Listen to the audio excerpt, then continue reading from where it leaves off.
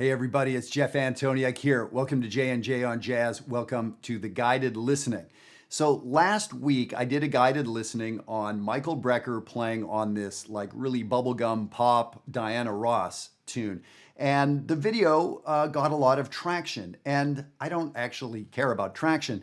What I care about is comments and getting people thinking. So there were a ton of comments on that solo and talking about Michael Brecker. And so that was interesting. So I don't know that I've ever done, a back-to-back listening session on the same artist, but I felt compelled to. So one of the things is a good friend of mine, an adult student, a trumpet player, Lyle, said, oh man, that was a great Brecker solo. Check this one out. This is one of my favorites. Michael Franks, the singer Michael Franks, and a song called Dr. Sax. So again, how did this get made? Who thought this was going to sell? I don't know. I don't even know. Maybe it did. I don't recall it being on the radio. 1987, Michael Franks. And this is very, very different Michael Brecker than what we listened to last week. So my thoughts are, Michael Brecker is such an icon, such an important voice of the music, not just jazz, not just pop, the music of the 70s, 80s, 90s, into the 2000s, right? So important. Doesn't matter what instrument you play, you were influenced by Michael Brecker. So I think it's worthwhile us talking about him. And I tell you what, before we go any further, I want to remind you to take the 30-day free trial of Jazzwire. Now here's the thing. A lot of people are like, oh, Jeff, I'm not a sax player, but I really hope I can get something from Jazzwire. Jazzwire is not about the saxophone. I never talk about the saxophone. I play piano, I play bass, I play drums, not in a way where I'm out gigging on these instruments, but myself and all the faculty inside Jazzwire, we're talking about jazz and music. It's not Saxwire, it's Jazzwire. So we have people on all instruments, including steel guitar and banjo and violin and voice and every brass instrument and every wind instrument, piano, bass, drums, guitar, etc. So give it a try. Check out what we do there. And Jazzwire is entirely different than every other music platform out there. Yeah, we built it that way. The idea is coming together as a community. What I got at the great school I attended and what a lot of adult amateurs feel like they're missing. I didn't get to go to Berkeley. I didn't get to go to Indiana or North Texas. What you missed was the camaraderie. You can get the books from Indiana and Berkeley. They're for sale right over there. It ain't the books that you missed. It was the community and learning in a community. That's what Jazzwire does. I'll see you there. Okay, so let's deal with some Michael Franks here. And so I was always sort of intrigued by this guy's voice in a sort of like, I don't know if I'm intrigued kind of way. Like it was such this, he just had this very interesting, super chill delivery. And I wasn't exactly into it, but his music was so cool so much of the time. So I remember hearing this, but I never owned the album. I never really checked it out a bunch. So the last couple of days I've been checking it out and it's like, wow, okay. So in the Diana Ross thing we listened to, Brecker is being really in the style. He's being Michael Brecker playing that solo, but he's really taking from King Curtis and taking from Junior Walker and maybe Maceo Parker and those kind of players. And that's always part of Michael Brecker's playing, but here he is swinging for the fences. So I'm guessing there were some chemicals involved somehow or other in the recording studio. I'm guessing Michael Franks was like, dude, I want you. Like, I want you to napalm this tune. I want you to leave scorched earth policy on this song. It's called Dr. Sax, right? So Brecker is going to town. So there are times when there's harmonized backgrounds, which were written. I wonder if Michael Franks or the producer wrote those or if Brecker improvised them, then harmonized them. I'm not sure. Then there's tons of fills. Then there's actual solo stuff. So as I was saying, Michael Brecker always used some of that R&B stuff in his playing, but there's Coltrane sheets of sound. We got to kind of call it that. There are cadenzas in this tune. It starts with a cadenza. All sorts of side slipping. There's moments, lots of moments where the song's sort of in a D minor kind of thing, and we hear him playing A altered. Is that right? Yeah. D minor playing A altered stuff. Places where he seems like he's playing a half step up above the tonality. So tritone sub sort of ideas. Things that I've analyzed a lot of music over the last 35 years. I know what I'm doing. And there's parts where it's like, I can't quite tell you. I have theories. I really would love to talk to Brecker about, like, what were you thinking here? Were you playing free? Was that just where your fingers went, or was there actual, really distinct harmonic thing behind it? So of course, those are the wonderful things about this music, is trying to figure out what the artist was doing. So let's listen to this thing. And if you haven't heard it before, it's a blast. Now, I'm going to warn you, 1987. This is super, super, super 1987. So, 1987. Well, parachute pants, and yeah, here we go.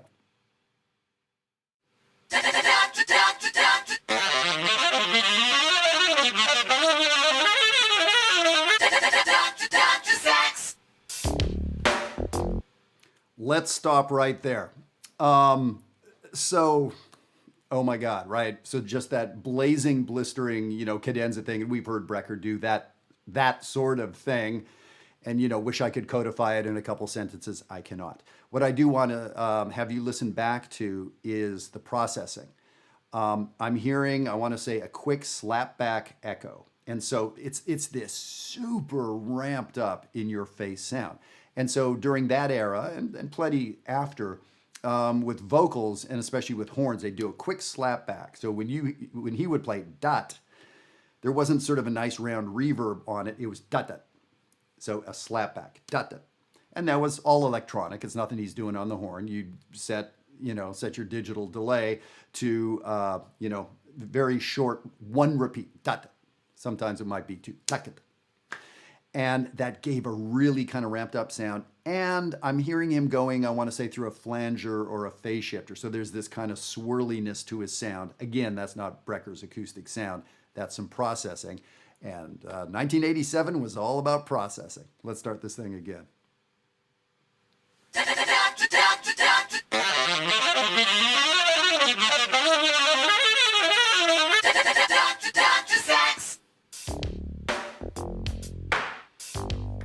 All right, so yes, if you were around for 1987, this is taking you back.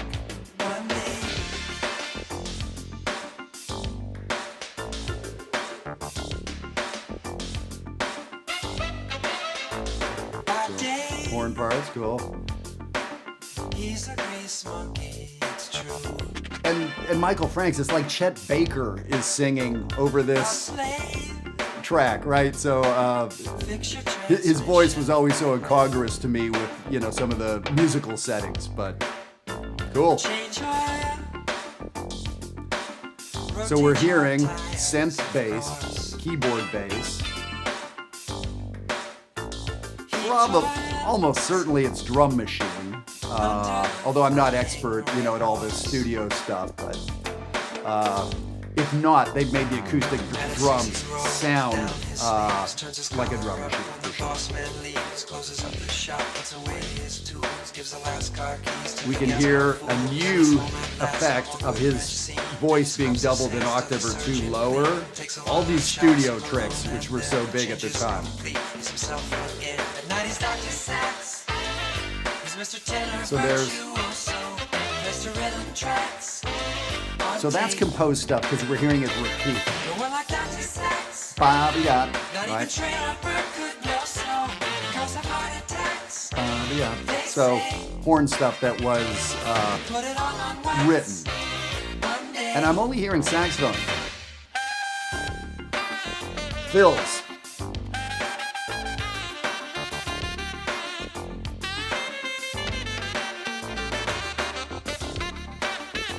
You can hear the delay in there when he plays short notes, and you can hear it living in the space. All right, so a lot of that was minor pentatonic and blues scale. What percentage? 75, 80, 90%. But then there's that Brecker taking it out stuff happening.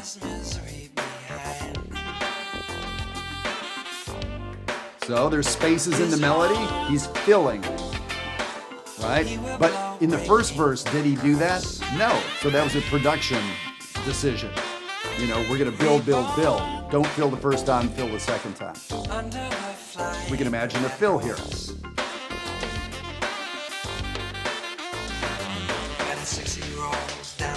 leaves, turns his collar up when the boss man leaves, closes up the shop, puts away his tools, gives the last car keys to the gas pro fools, and he's home at last. So there's no interaction with the rhythm section here, right? This is just a pop track that's getting played over. You know, this is not jazz in that sense, right? Okay, and there it comes back, the written sax parts, not fills. This is the chorus, this is the part you're supposed to remember and sing along with. Not even train or bird could blow so. Girls have heart attacks. They say they put it all on wax one day. Woo! So insane ability to hit the altissimo stuff, right?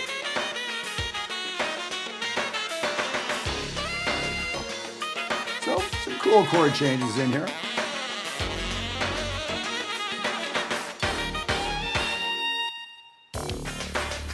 That high note that had all the reverb and processing, they chopped it off. That was sort of an interesting decision, if that was a decision.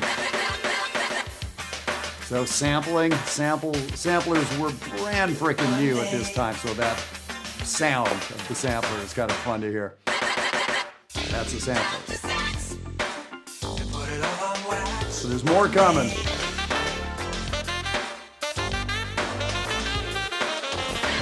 That was all blues scale except for the last little line.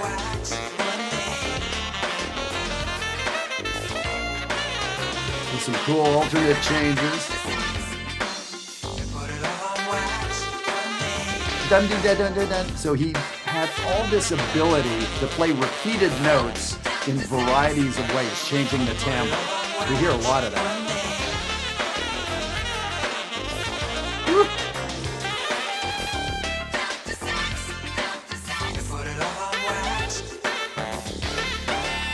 3-octave stuff, changing his timbre there.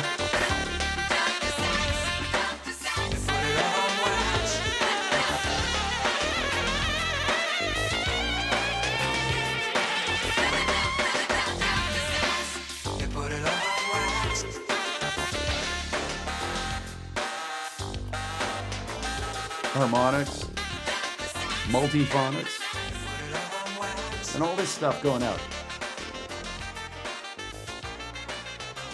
Pentatonic cannonball.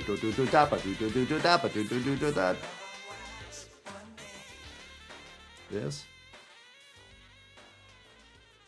So a lot of that, you know, is coming from John Coltrane. And so we're hearing this, you know, the word that comes to mind is kind of goofy. It's dated, 1987 pop tune. And it's just, you know, these sheets of sound being way outside the tonality, harmonics and multiphonics on the saxophone. I was mentioning in there how he'll play a note and repeat it, ba da da da da da da da, you know, that da da. So I'm doing something with my nasal cavity, I guess, to sing the same note, da da. And so there's things we can do, right? I'm changing the timbre of my voice, but not changing the pitch. And so he had a number of ways to do that with his tongue, by sort of half-tonguing or putting his tongue on the reed, da, that kind of thing. There were fingerings that he would do, the way a guitar player could play a note on one string, play the same note, exact same pitch on another string, but, you know, bend one of them so it's just a little bit off. So Brecker took so much of this stuff from the great blues guitar players and then, you know, all the session guys he was playing with during this time. So I thought this was an interesting one. You know, I wouldn't blame you if you haven't heard of this one before. And thanks to Lyle for reminding me about it. So to me, this is in a very different category of sort of Brecker's pop playing, where this is just, you know, bonkers, right? Like, you know, if he were playing with Elvin Jones, he wouldn't have done too much different, I don't think, on this one. So again, I'd love to hear the backstory or what the discussions were in the studio, but I think it was like, all right, Brecker, this is for you, man. Go to town. And of course, he went to town. I remember hearing some stories. I'm in the middle of the Michael Brecker book, and you know whether they're going to show up in there or not. But you know, lucky enough to have friends of friends. And yeah, I got to talk to Michael Brecker a couple times, but I've just heard so many stories, friends of mine that would be hanging with him and they'd tell me. And, you know, back in the day, gosh, I wish I could remember who repeated this story. But, you know, someone that like heard the story. Maybe it was John Dirth. Can't remember. Maybe it was John Schofield. That, you know, Brecker would just be doing these recording sessions endlessly, these sort of jingle sessions and record sessions. And, you know, and essentially, maybe it was Bob Mintzer telling this story. And, you know, kind of came back, you know, to the loft, or they're hanging out that night. And, you know, everyone's like, oh, yeah, I did this soap commercial. Oh, I played on this Dionne Warwick album. And Brecker was like, oh, man, I finally did it. I fit in the, you know, augmented scale on a TV, whatever it was. He was, you know, just doing something, you know, was paying the bills. And his only goal in life was to fit the augmented scale into, you know, this solo that he was playing on some ad for console TVs or whatever. So, so that's good. I love that jazzer bad attitude. Like, you, Mr. and Mrs. Public, I'm going to make you listen to the augmented scale. Oh boy, man, what a time and what a player. So yes, I just kind of wanted to present that one. It just was so interesting. And, you know, there's another Michael Brecker solo, whether I'll do it next week, we'll see. But so this is now moving from the New York studio scene and this kind of stuff into, you know, some of the great playing he did with some great jazz musicians. This channel is not at all supposed to be about the saxophone or about Michael Brecker, but, you know, when we get into a good topic, we don't mind kind of following it. So I'd love to hear what some of your favorite Michael Brecker moments are, or bands that you love to hear him play. He played with Jack DeJohnette. He played with Elvin. He played with Bill Stewart, you know, like all those great drummer combinations. Brecker himself was a drummer. He was a very good drummer by all accounts. I've heard little snippets of him playing. He could absolutely play the drums. So I'd love to hear kind of the moments that you really love and value from Michael Brecker. And of course, I want to see you inside Jazzwire. So for all of you out there that are stalled out, for all of you out there that know things could be going quicker, for all of you out there that feel alone practicing in your basement, for all of you out there playing other instruments, and maybe you haven't made a connection with a teacher who is somebody that can communicate with you. If I seem to be that guy, I would love to be that guy. So check it out, 30-day free trial inside Jazzwire. My faculty and I would love to work with you. Check it out for 30 days free. We'll see you there. Take care.